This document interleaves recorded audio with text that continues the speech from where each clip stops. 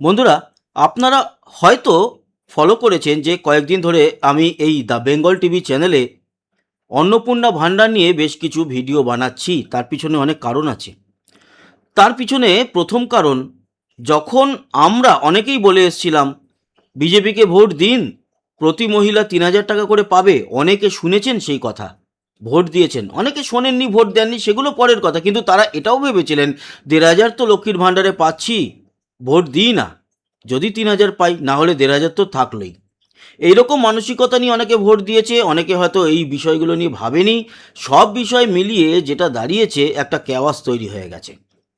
আর এই যে মুহূর্তটা চলছে, দেখা যাচ্ছে এমন এমন দুর্নীতি আবার এই নিয়েও চালু হয়েছে যে সেগুলোকে মেনে নেওয়া যাচ্ছে না। ফলে এই বিষয়ে আপনাদের সামনে উদ্ঘাটন করতেই হয়, সেই কারণে করা।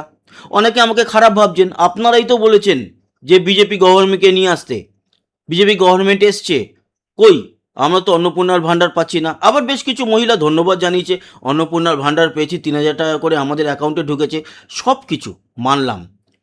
আমি এই বিষয় নিয়েও যে আমাদের সমাজের কত বড় ক্ষতি হয়ে যাচ্ছে এই ন্যায় নীতির জন্য, ন্যায় বলবো না, এই নীতির জন্য, সেগুলো নিয়ে আসছি। কিন্তু তার আগে বলে রাখি কেন করছি। এই কারণেই, যাতে সরকারের কাছে সেই খবরগুলো পৌঁছায়। আরে বাবা, যখন দেওয়া হচ্ছে, তাহলে যোগ্যরা কেন পাবে না? আমি এটা বলছি না যে ১০০-র মধ্যে একেবারে ৯৯ জন অযোগ্য পেয়েছে, না না না, ওটা নয়। আমি যেটা বলতে চাইছি যে প্রতি ১০০ জনের মধ্যে ১০ থেকে ১৫ জন যোগ্যরা পাচ্ছে, আবার ২০ থেকে ২৫ জন অযোগ্যরা পাচ্ছে, আর অনেক ফর্ম বাতিল হচ্ছে। ম্যাক্সিমাম নাকি বলছে যে ওই ডিবিটি লিঙ্ক নেই, এই সমস্ত কথাবার্তা। এগুলো বলা হচ্ছে বলে সরকার তো নড়ে চড়ে বসবে? সরকার জানবে কোথা থেকে খবরগুলো? সরকারের কাছে তো পৌঁছাবে সরকারি আধিকারিকরা। সেই আধিকারিকরা যদি একটু নিচু তলার হয়, তারা তো সে তৃণমূলের আমলের, এবং তারা যদি এখনও সেই জায়গাতেই নিজেদেরকে অবস্থানরত রাখে, তাহলে তারা বিজেপির কাজটা করবে না। তারা কি করবে? সেই তৃণমূলের লোকজনকেই ডেকে এনে সেই সমস্ত সাহায্য দেবে। সাহায্যই যদি দেওয়া হয়, আমি তো প্রথমেই বলছি সাহায্য বন্ধ করে দিক। কোনো দরকার নেই কাউকে দেওয়ার, কোনো দরকার নেই। আর যদি দিতেই হয়, তাহলে যোগ্য লোক পাক। এমন শোনা যাচ্ছে যে যারা বিজেপি করতো বা বিজেপি করে, তাদের পরিবারকে একেবারে বেছে বেছে বাদ দেওয়া হয়েছে। এই সমস্ত কথাবার্তাগুলো আমরা বলেছি, আমরা তুলেছি, তার জন্য আমরা হয়তো সমাজের কাছে এই মুহূর্তে খারাপ, কিন্তু সরকার মনে করেনি আমরা খারাপ। সরকার করেছে কি, সঙ্গে সঙ্গে বলে দিয়েছে যে অন্নপূর্ণা যোজনায় কেন বাতিল হলো আবেদন, বাড়ি বাড়ি গিয়ে এবার খতিয়ে দেখবেন সরকারি কর্মীরা। এটা আশ্বাস দিয়েছেন মন্ত্রী মালতী রাভা। ওনার বক্তব্য আমি সেদিনকে যে নেতাজি ইন্ডোরে উনি দিয়েছিলেন, সেটা নিয়ে একটা স্পেশালি ভিডিও বানিয়েছিলাম। যদি না আপনারা দেখে থাকেন, ৩-৪টে ভিডিও আর আগেই আছে, আপনারা দেখে নেবেন। যে কারা পাবেন না বলে দিলেন রাষ্ট্রমন্ত্রী, এরকম বলেছিলেন, উনি রাষ্ট্রমন্ত্রী আমাদের। অতএব সরকার নজর রাখছে, সরকার দেখছে, এই কারণে বলা। আমাদের বলতে হবে, তার জন্য গালাগালি খাবো, খিস্তি খাবো, খাই, কিন্তু সঠিক যারা যোগ্য তাদের পেতে হবে। এবার আসি, যেই বিষয়টা আমাদের সবার আগে ভাবতে হবে, এটা একটা চরম বাঁশ দিয়ে চলে গেছে হচ্ছে গিয়ে আগের তৃণমূল সরকার। নিজেরা যেতে যেতে যেই বাঁশটা দিয়ে গেছে, এটা শুধুমাত্র বিজেপি গভর্নমেন্টকে দেয়নি, সারা পশ্চিমবঙ্গকে দিয়ে গেছে। এই ভাতা কালচার, এই কালচারটা কিন্তু আমাদের পশ্চিমবঙ্গে ছিল না, মোটামুটি ভারতেই ছিল না একসময়, কিছু কিছু জায়গায় এখন শুরু হয়েছে। এই ভাতা কালচারটা হচ্ছে, মানে আমরা তো খাচ্ছি, কয়লা চুরি করছি, পাথর চুরি করছি, বালি চুরি করছি, গরু চুরি করছি, আমরা খাবো। আর কারা সব থেকে বেশি একটা সংসারের সবার উপরে দায়িত্ব থাকে হচ্ছে মহিলাদের হাতে, তারাই হচ্ছে হর্তাকর্তা। পুরুষরা তো শুধু টাকা ইনকাম করে আসে। হ্যাঁ, আমি এটাও বলছি না যে পুরুষরা বউদের উপর অত্যাচার করে না, এটা আমি বলছি না। 498 কেস প্রচুর হয়, কিন্তু আসলে তো একটা সংসার সামলায় মহিলারা।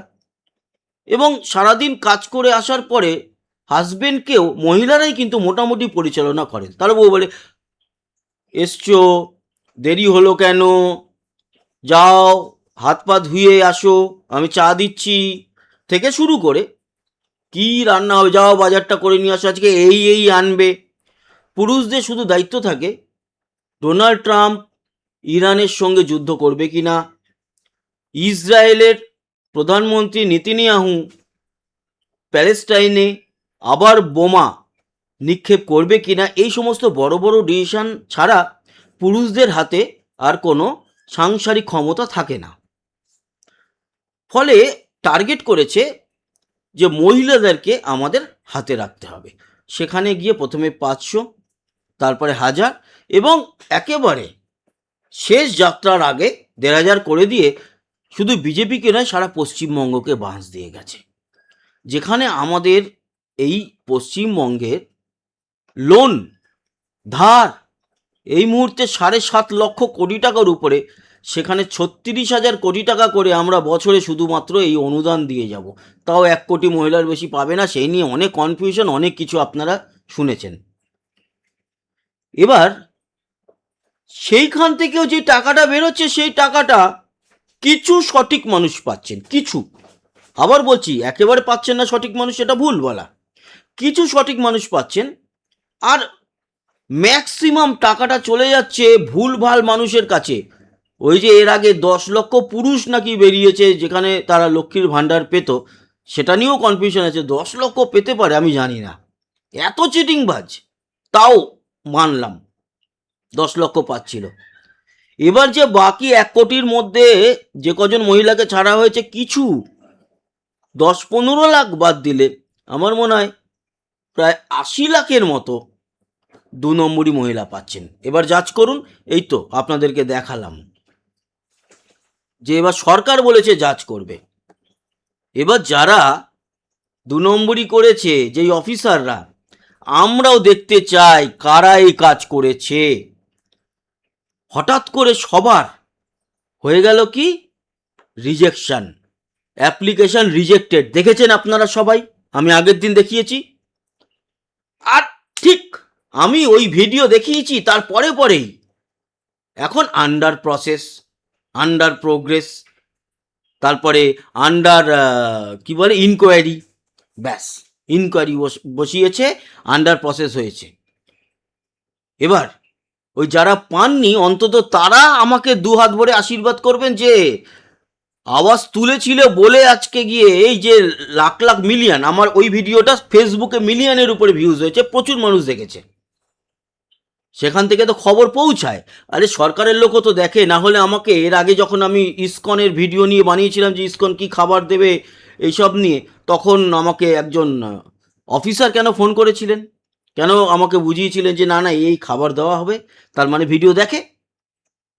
এটাই বুঝতে হবে, আওয়াজ এই কারণেই তুলতে হবে, এই কারণেই তুলতে হবে, এই কারণেই বলতে হবে, যাতে ঠিক জায়গায় আওয়াজ পৌঁছায়, আর আওয়াজ পৌঁছালে সরকারও দায়িত্ব নেবে। অন্যদিকে আমি অনেকদিন বাদে খুব হ্যাপি হলাম, মনে আছে ভোটের পরে একটা ভিডিও বানিয়েছিলাম যে এই সরকারকে, বিজেপি সরকারকে নিয়ে আসার জন্য যেই ইউটিউবাররা প্রচণ্ড বড় লেভেলের কাজ করেছিল, তাদের মধ্যে অনেকের নাম বলেছিলাম, শফিকুল ইসলাম আরামবাগ টিভির, তারপরে অদ্বিতীয়া, সঙ্গে অদ্বিতীয়ার, তারপরে আরও অনেকের নাম বলেছিলাম, এদের পুরস্কৃত করা উচিত। আজকে একটা ভিডিও দেখলাম যে সেখানে শফিকুল ইসলামকে, অদ্বিতীয়াকে পুরস্কৃত করা হয়েছে। এটা আমার কাছে খুব ভালো লেগেছে দেখে, যে সত্যি ওরা পুরস্কৃত হওয়ার মতো যোগ্য বা যোগ্যা। এইটা আমার একটা মানে শান্তির পাওনা, যে আমি মনের থেকে চেয়েছিলাম, ওরা পেয়েছে, কেউ না কেউ সংস্থা এটা ভেবেছে এবং ওদেরকে পুরস্কৃত করেছে। বাকি এই লড়াই চলবে, চলতে থাকবে, ছাড়বো না। আমাদের সঙ্গে জুড়ে থাকবেন সাবস্ক্রাইব করে, লাইক শেয়ার করবেন, কমেন্ট বক্সে আপনার গুরুত্বপূর্ণ মতামত জানাবেন। আসি, আবার দেখা হবে, সবাই ভালো থাকবেন, সুস্থ থাকবেন, টাটা।